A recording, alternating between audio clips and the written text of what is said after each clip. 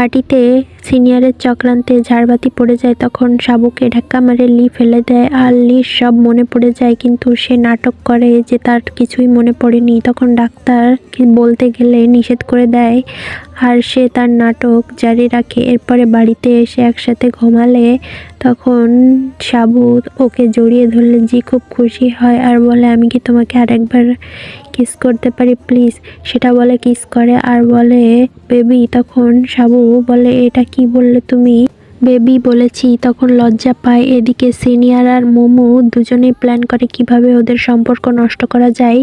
এদিকে সাবু অফিসে আসে জি আর বলে, এটা পাসওয়ার্ড কি এই লকারের? তখন বলে, তোমার বার্থডে কেন?